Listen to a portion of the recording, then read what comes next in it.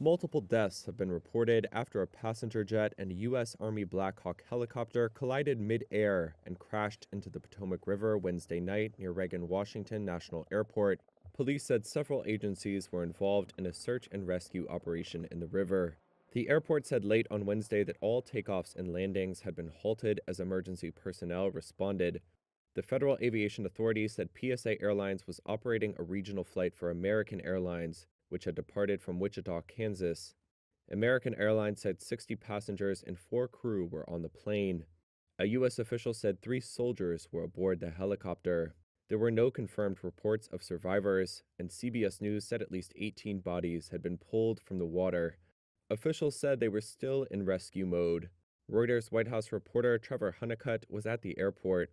As I'm here, I'm seeing relatives trickle in little by little through the night with no answers about what has happened to their relatives. They are just looking for information, and for the most part, they are not finding it here at the area where they are all being staged with other friends and family members who are looking for their loved ones.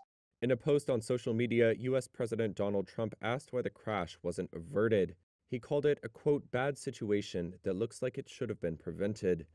New Defense Secretary Pete Hegseth said the Pentagon was launching an immediate inquiry into the circumstances of the crash. All we can confirm tonight is the number of people on each aircraft, 64 people on the American Airlines plane and 3 people on the military helicopter.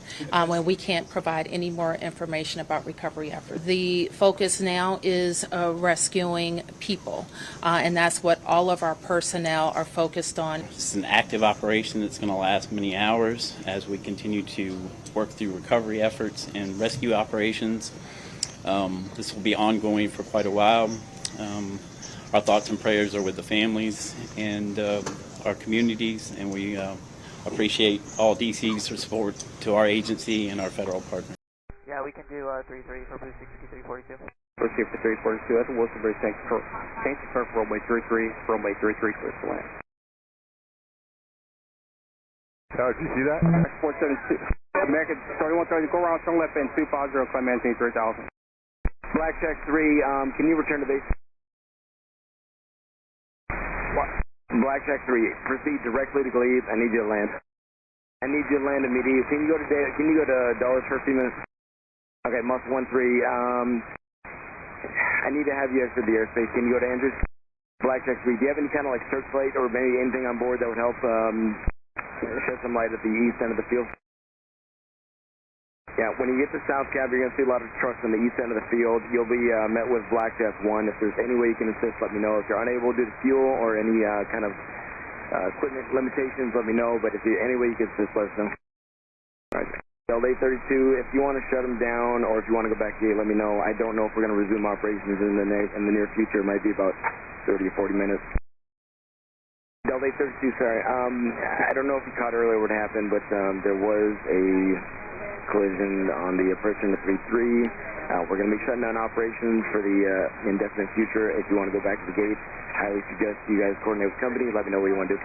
All right, we'll let the company, talking to them right now. Yeah, we witnessed the whole thing. If you need any information from us. Okay, not quite yet, but just remain on frequency, and I'll give you a phone number here in a second. All right, thanks.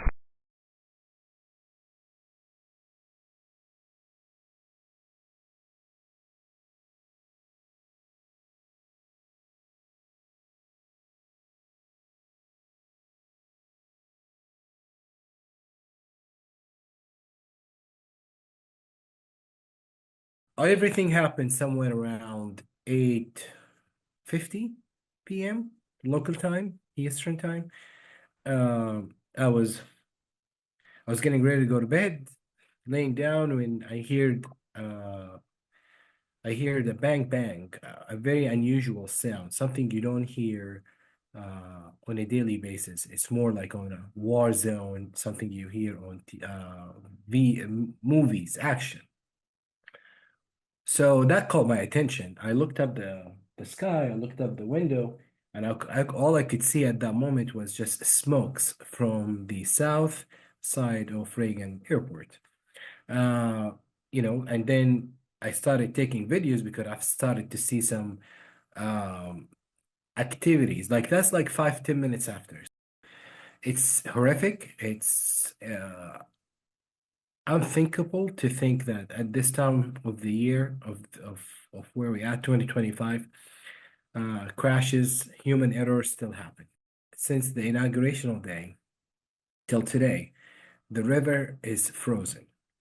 Part of the river is totally frozen. So that give you an idea how challenging it is for all of the guys and the men that are working on the site right now, whether they're divers, boaters, and so forth, because we're talking about maneuvering through ice to get to the crash scene.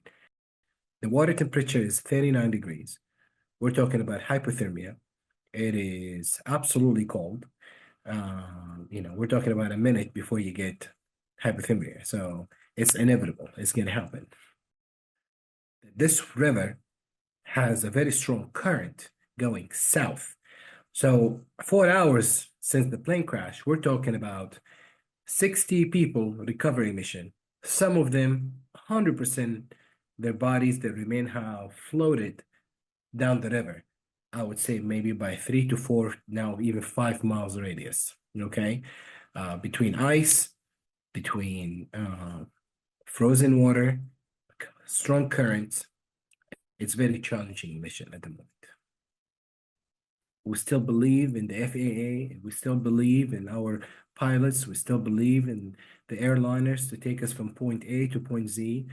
But just to think what this helicopter were doing at the same airfield or the same area for the commercial flight, this needs to be investigated. I'm aware that there's an investigation underway.